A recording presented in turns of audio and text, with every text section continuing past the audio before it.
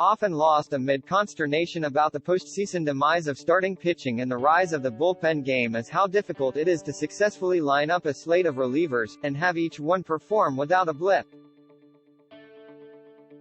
The perils of such a strategy struck the Houston Astros in a gutting 3-2 loss Saturday night, that put Atlanta up 3-1 in the World Series, on the brink of its first championship since 1995.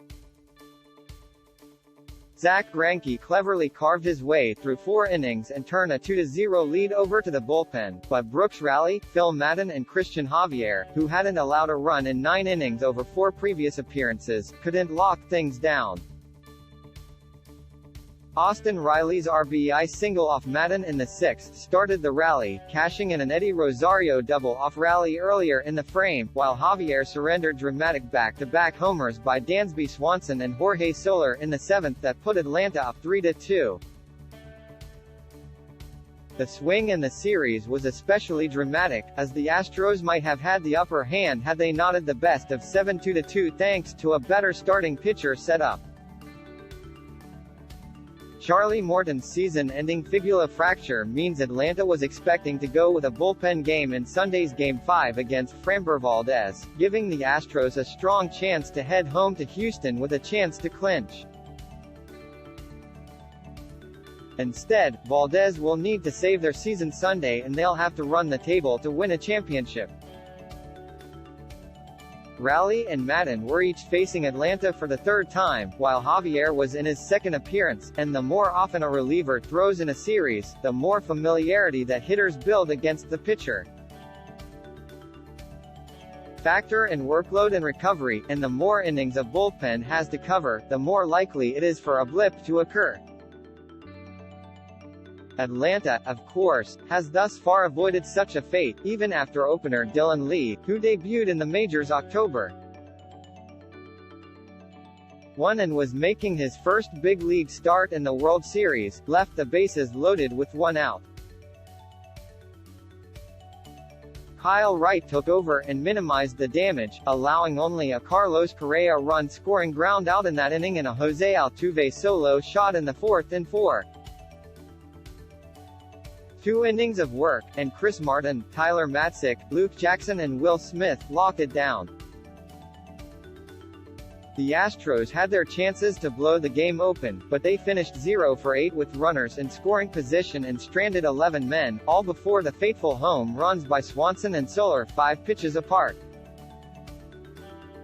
Just as he so often was during the NLCS, Rosario was right in the middle of things for Atlanta. His left-on-left double set the stage for Riley in the 6th, while in the 8th, he chased down an Altuve smash and picked it out of the air just before it hit the wall to end the inning. That could have changed the whole game right there. Eddie's been unbelievable since he's been here, doing it with the glove and the bat, Atlanta first baseman Freddie Freeman told Sportsnet colleague Hazel May during a post-game interview.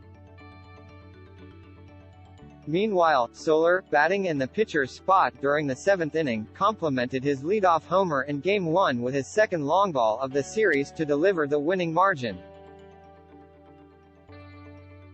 Back in April, when Major League Baseball moved the All-Star Game from Atlanta after Georgia passed a bill that put several restrictions around the state's voting process, former U.S.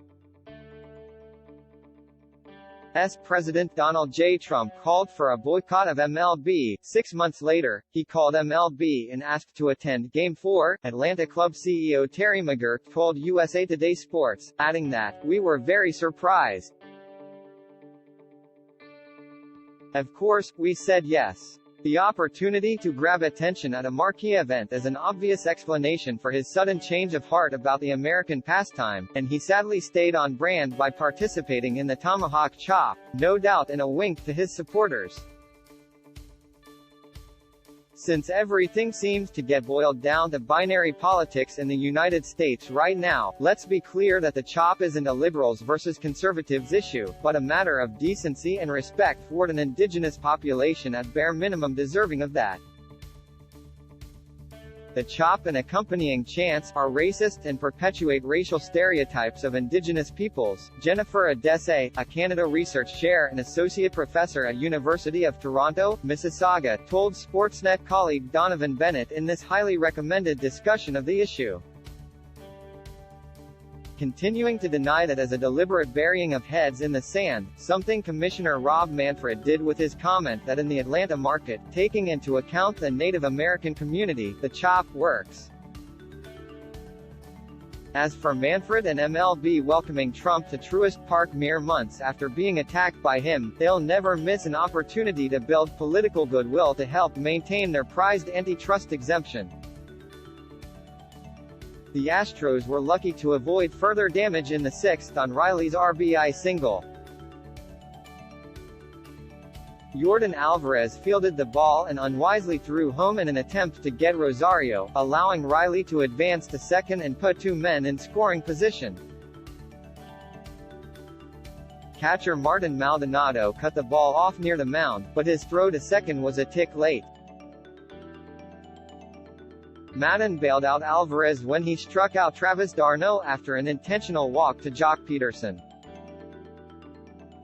Kyle Wright allowed 5 hits, one of them a ground ball single up the middle to Greinke.